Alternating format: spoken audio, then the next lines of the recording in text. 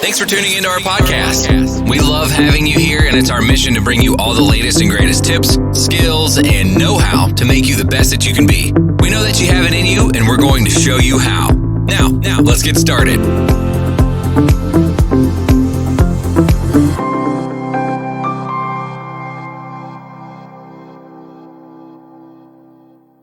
I hope it's sunny where you are. Where I am, it's quite cold today. But nevertheless, it's still Valentine's Day, and I hope you have a wonderful plan for you ahead. I am continuing with a series I started in January, The Science and the Art of Goal Setting and Goal Achieving. And today is part number 7, Working with Universal Laws to reach your goals. Working with universal laws to reach your goals. Now, if you've missed any of the material before, please check us out on Podbean, YouTube, iTunes, Spotify, and even Amazon Music. Just go and type The Ernest Gikuma Show, and you should find the previous material that I've shared with you. Now, today I have the quote of the day from Will Smith. He's one of my favorite actors, and he says, "There is a redemptive power that making a choice has, rather than feeling like you are an effect to all the things that are happening." Okay, that making a choice has a redemptive power. And then he goes on to say, make a choice. Just decide what it's going to be, who you're going to be, how you're going to do it. Just decide. And from that point, the universe will get out of your way. The power of decision making. And I hope you have chosen a good goal for yourself for 2021 and beyond. Because making that choice causes the universe to start getting out of your way. And I am your silent helper, your silent partner in you achieving your goal. I'm going to start off with a poem by James Allen, As a Man Thinketh. By the way, if you don't know this book called As a Man Thinketh, I urge you, go find the book. In fact, you can even find it for free on Google.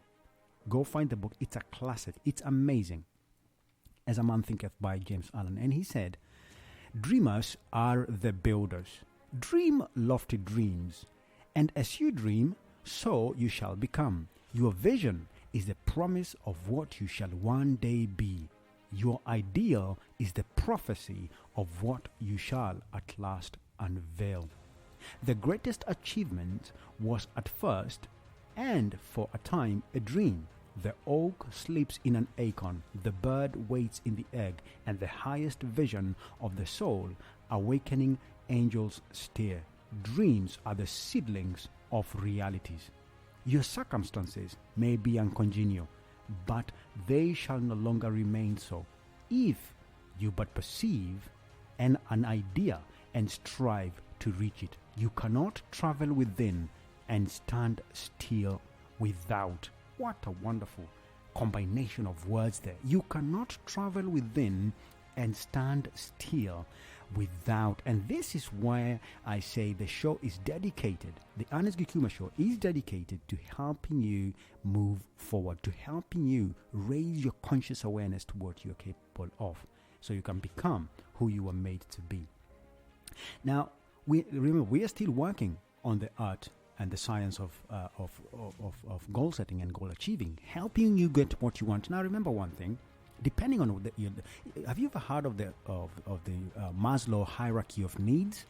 Maslow hierarchy of needs. Now, that was based on the psychology in the past that we go from the basic need of clothing and shelter all the way to what is called self-actualization. So, I'm going to assume, and I want to assume, that you're in a position to, you've got your clothing, you've got the basics needed, and what you're looking towards now is becoming someone better, becoming a better version of yourself. Therefore, we don't need to go after what you need.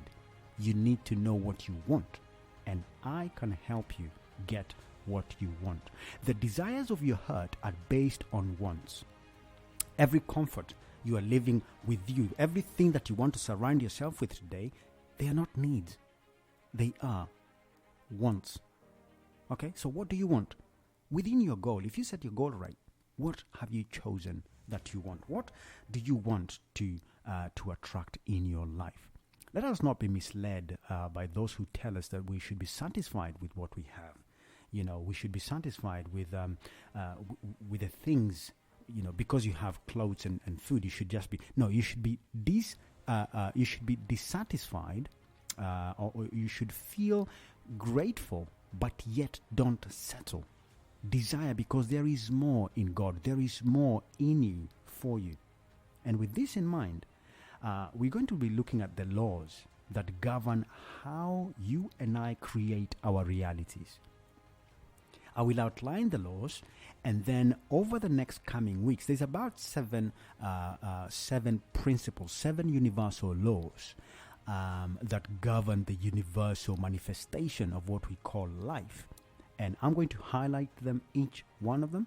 And then over the next few weeks, over the next 7-8 weeks, we are going to dive slightly deeper into every single one of them, so you can be able to relate and understand how you can apply it in your life, so that you can be able to get what you want, to reach your goal. What do you want? Now, I'm not just a positivist, hype person who will say, yeah, just think about it and it will come. No, it doesn't work that way.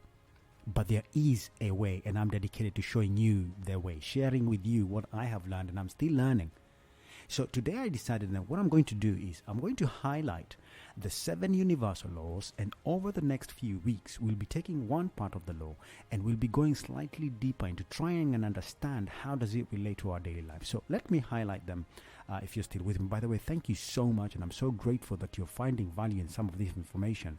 And the one thing I can promise you is this: repetition is the mother of mastery. Repetition is the mother of learning. Go back again and find me on YouTube, on Podbean, Spotify, iTunes, on Amazon Music. Just go The Ernest Gikuma Show and just listen to this information again and again. Send me a question on Facebook, on social media. Engage with the material, because by you engaging, you're working towards becoming a different individual. Okay, so let's go with start off with the laws. Now I'm going to start with one was the most commonly known law, the law of vibration or the law of attraction. Okay, the law of vibration or the law of attraction dictates that everything moves, everything vibrates, nothing rests. Everything. We live in an ocean of motion. Okay, everything is continuously moving. Jesus said it this way: my Father is still working. My Father is still working. God did not rest. He is still working. God is still working as far as we know. So therefore, the law of vibration is continuous. Number 2, the law of perpetual transmutation.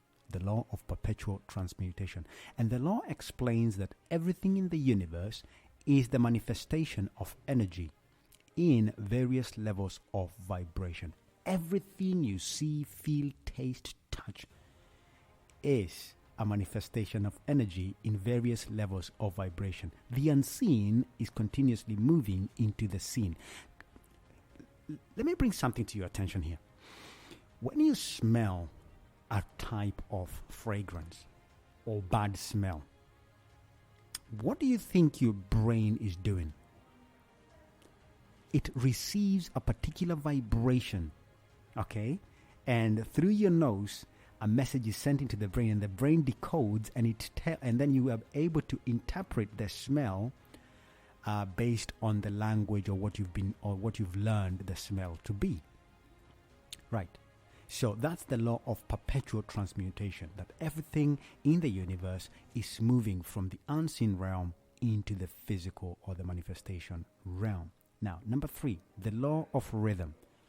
The law of rhythm dictates that everything is moving to and fro. Everything is flowing in and out. Everything is continuously going back and from. So information is coming from God to you and back from you back to God. Information is coming in and is going out. There is a continuous flow. Energy is flowing in and through you. Into you and through and out through you. Okay, the law of rhythm. Everything is moving back and forth. The pendulum is continuously swinging. Number 4, the law of relativity. Number 4 is the law of relativity.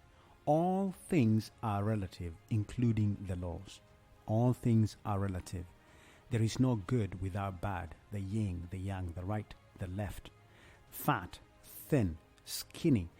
Everything is relative, which means depending on the awareness of your vibration, then you'll be able to compare whether a feeling feels good or feels right. Okay, so that's the law of relativity. Everything is relative, including the law. Number 5, the law of polarity. Everything in the universe has its opposite. Everything in the universe has its opposite. Without the opposite, there is no center. We cannot find that binding principle of being one. Everything has its opposite. The left has the right. The top has the bottom. Number 6, the law of cause and effect, also known as the Karmic law or the law of sowing and reaping. Now, this is the one of the most fundamental laws. Whatever you send into the universe comes back to you. Whatever a man sows, so shall he reap. This is the law where they say it's actions or thoughts are like a boomerang. This is the boomerang principle. What you send out comes back in. So, can you understand from this how powerful it is to forgive? Forgive, give before. Before the other person decides to give, you give first. As you forgive, so shall you be forgiven. In fact, the Master said, your Father cannot forgive you until you have forgiven others. Number 7, the law of gender. The law of gender dictates that everything in nature is both male and female. Yes, everything in nature is both male and female. Now, this is a very interesting space because you'll find people wondering and struggling to say, oh, I'm a man, I'm a woman. If you eliminate the idea that you're a man and a woman, remember that you have everything it takes to restart the human race. If there was only one human being left, God is able to do exactly what he did with Adam in the beginning and bring out the next principle out of himself. All things have both male and female. This is the law of procreation. This is the law of procreation. Now, if we look at you as an individual, if we look at ourselves in the individual, how then do we manifest on the earth? We live simultaneously in 3 planes of consciousness. We live in 3 planes of consciousness. You, first of all, you're a spiritual being. Okay? You're a spiritual being. Now, how do you know that? It's because the highest form of manifestation that you get in touch with is thought. Thought is spiritual in nature. Thought power is spiritual in nature. Your desires, okay, the desire or your fears, they are vibrational. Okay? The imaginations, the pictures that show up in your mind, you capture them from the spiritual plane, from the etherical plane, so to speak. Okay? And that's how you know you have the power, the capacity to create, to choose. So, the law of perpetual transmutation tells us that the spirit or energy is forever moving from the unseen into the seen. But how does it do that? It's through focus. Okay? We talked about mental faculties. If you go back to some of my conversations in the past few weeks, we've been talking about mental faculties. So, we capture spirit by thought vibration. When you're aligned with a frequency, the brain translates the waves into a message that you understand. Either you will feel it through your heart, or you will see the images through words in your brain. Sound. For example, what you're hearing right now is manifesting to you in a language that you understand. But really and truly, what I'm saying is not coming to you directly. It's coming to you through machines, through tools. Your ear is picking in that vibration up. The brain is configuring it in a language you understand, and you say, yes, I know what you're talking about. So we can use the human head to represent the first part, the spirit. Say it's above the body. So let's use the head as the spirit, the part that represents the spirit, metaphorically. In this plane of existence, all things exist as potential. as waves or vibrations. Everything exists in the spiritual plane. Using our imagination and reasoning, we've talked about this as two faculties that you have in your mind, we begin to combine what we perceive in relation to our reality. We begin to perceive, we begin to tap into the spiritual realm and then download the information through our imagination and our reason, and then we start synthesizing or combining those ideas that are coming to us. They come in us and then they come through us, and then we start manifesting them. Okay, so the first part is you want to understand you're a spiritual being. And the best way to understand is think of your head to represent the spiritual plane of existence. How do you tap into that plane of existence? Through your thoughts. The thoughts come in, you pick up some vibration, you remember something, you see something, you resonate with something. You are also a physical being, okay? And then you have a soul, you have a mind. So let's now talk about the mind, the intellectual plane. That's the second part of your spirit. And then you have an intellect, your soul. This is the middle potential. This is the middle part. And we can say this is where belief and expectancy happens. Perceptions, choices, and information. Feelings and vibrations recorded in your body. Okay, now, we said before that let's use the head as a representation of the spiritual realm. Then let's use the heart, okay, which is the center of your chest. Let's use the heart as a representation of your soul. This is where you feel with. In fact, your heart is way much more powerful than previously thought of by scientists. Let me read you something that I found through an organization I really, really enjoy working with called HeartMath. It says, the heart's electrical field is 60 times greater in amplitude than the electrical activity generated by the brain. 60 times greater in amplitude. This field is measured in the form of the electrocardiogram or ECG, can be detected anywhere on the surface of the body. Furthermore, the magnetic field produced by the heart is more than 100 times greater in strength than the field generated by the brain, and can be detected up to 3 feet away from the body in all directions. This information, you can find it on the HeartMath Institute. Okay, the magnetic field produced by your heart is 100 times greater in strength than that which is provided by your brain. So then when you look at the plane of manifestation, indeed, that which is in your heart is far much more powerful than that which is coming into your brain. In fact, according to these scientists, there is more information coming from your torso area, from your chest, your belly area, up into your head than the other way around.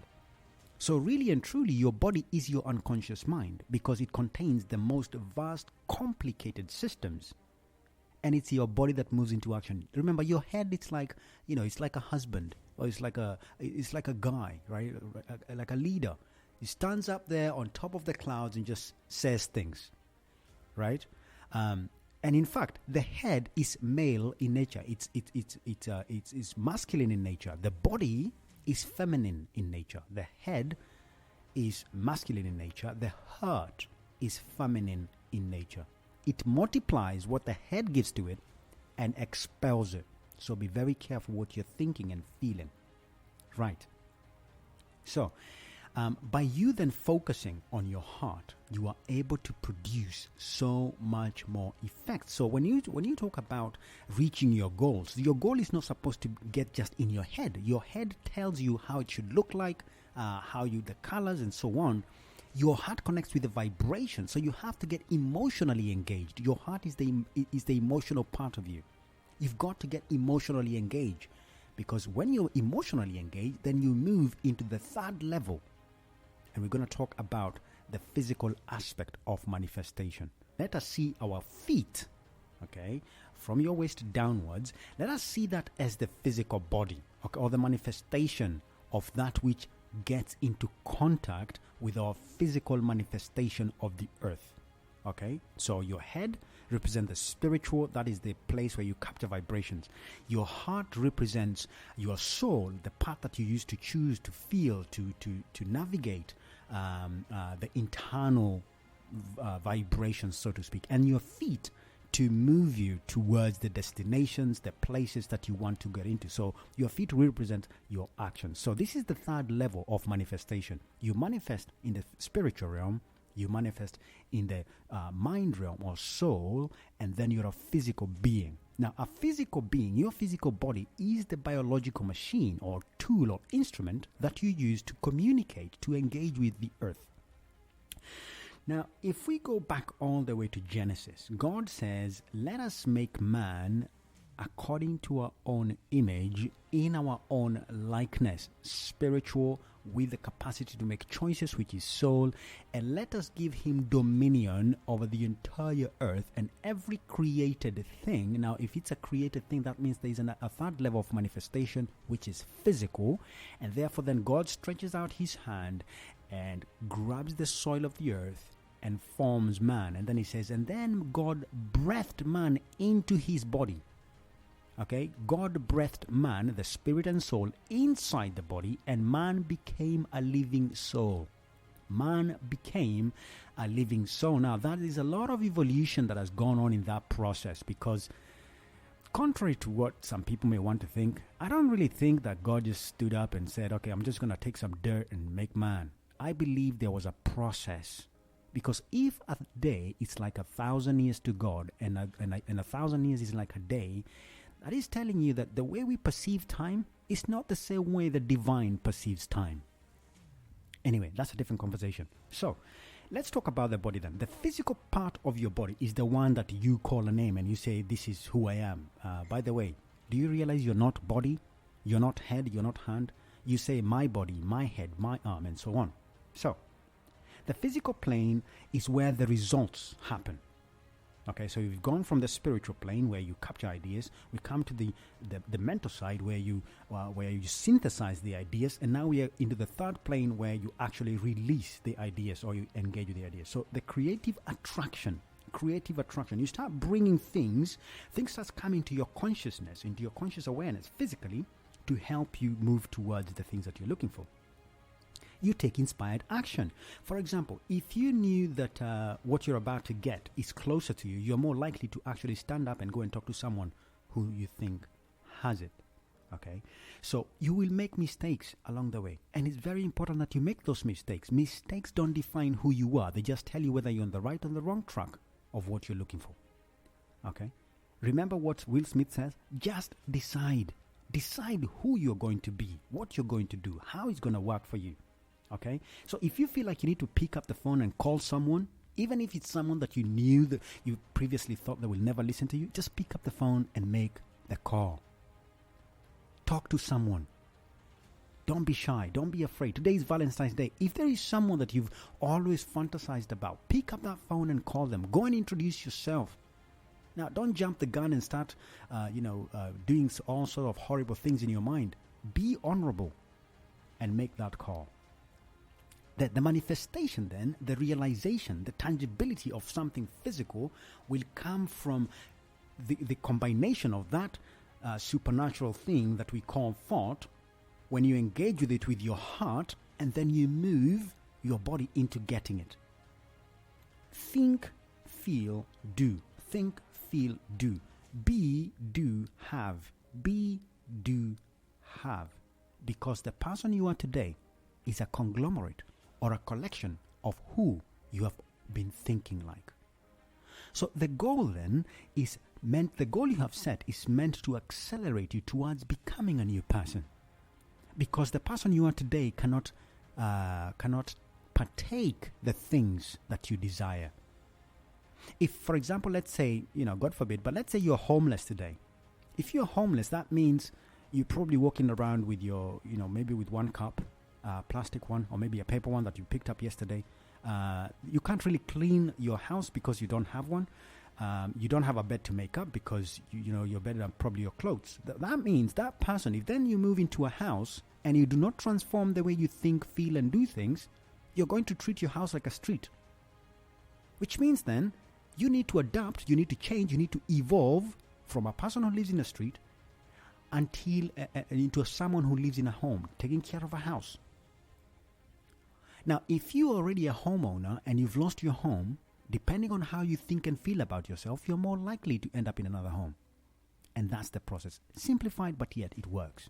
So then, in summary of today, we've said that we operate in 3 levels of consciousness. 2, your heart is much more powerful than your head. And 3, as you take action towards your goal, the universe starts coming towards you. In fact, it is recorded in the book of James that God says, draw closer to me and I will draw closer to you. I'm going to leave you with this final thought. Next week, by the way, remember I said I will start off with the law of vibration, the law of attraction. I'm going to leave you with Philippians 4:8 because it's one of the most powerful scriptures and I really like it. It says, finally, brothers and sisters, whatever is true, whatever is noble, whatever is right, whatever is pure, whatever is lovely, whatever is admirable, if anything is excellent or praiseworthy, think about such things. Because guess what's going to happen if you think about these things? You will bring them about. Have a wonderful week full of manifestation towards your goal. God bless you, and I'll see you next week. Thank you so much for checking out my channel. I urge you to subscribe and also click the notification button to be informed when I upload new content. All the best, and please remember to share, like it, and comment. Thank you.